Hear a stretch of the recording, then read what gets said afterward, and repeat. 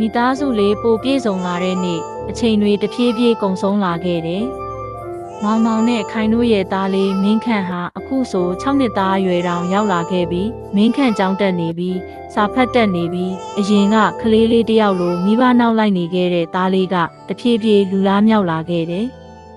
အဲ့ဒီနှစ်မှာပဲသူတို့မိသားစုလေးတွေကိုနောက်ထပ်ပျော်ရွှင်မှုအသစ်တစ်ခုရောက်လာခဲ့တယ်။ခိုင်ဟာချစ်စရာသမီးလေးတစ်ယောက်မွေးဖွားခဲ့တယ်။ဝဝကစ်ကစ်ဖြူဖြူဖွေးဖွေးနဲ့လက်မင်းလေးတစ်စင်းလိုချစ်စရာကောင်းလွန်းတာကြောင့်တော်ရာလို့အမည်ပေးခဲ့ကြတယ်။သမီးလေးကိုပထမဆုံးခြိလိုက်တဲ့အချိန်မှာမောင်မောင်ရဲ့မျက်လုံးတွေတောင်ကြည်နူးမှုနဲ့တောက်ပသွားခဲ့တယ်။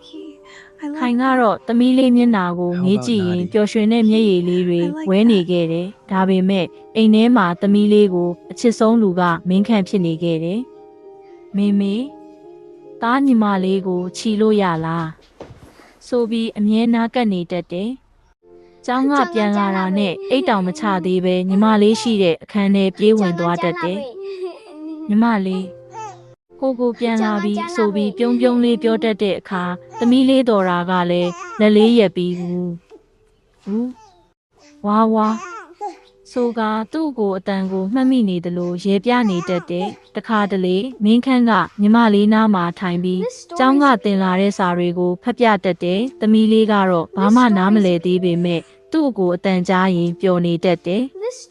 အဲ့ဒီမြင်ကွင်းလေးတွေကိုကြည့်ရင်မောင်မောင်နဲ့ခိုင်တို့ရဲ့စိတ်ထဲမှာနှွေးထွေးမှုတွေပြည့်နေခဲ့တယ်။မောင်သားနဲ့သမီးကိုလိမ်မာတဲ့ကလေးတွေဖြစ်အောင်တေချာပြုစုပြိုးထောင်ပေးရမယ်နော်။ခိုင်ကတိုးတိုးလေးပြောလိုက်တဲ့မောင်မောင်ကခေါင်းညိတ်ပြီး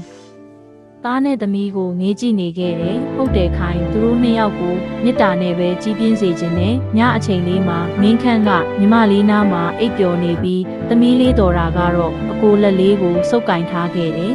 ။အဲ့ဒီမြင်ကွင်းလေးကိုကြည့်ရင်မောင်မောင်နဲ့ခိုင်တို့နားလည်လိုက်တယ်။တကယ်ပျော်ရွှင်မှုဆိုတာငွေကြေးတွေမဟုတ်ဘူး။ကိုချစ်ရတဲ့သူတွေနဲ့နှွေးနှွေးထွေးထွေးအတူရှိနေရတဲ့ဒီလိုအချိန်လေးတွေပဲဖြစ်တယ်ဆိုတာကိုသိရှိခံစားမိသွားတယ်။အခန်းဆက်ဇလန်းလေးကိုအစအဆုံးကြည့်ရှုပေးတဲ့သူအားလုံးကိုအထူးကျေးဇူးတင်ပါတယ်။ဆက်လက်တင်ဆက်ပေးသွားပါမယ်။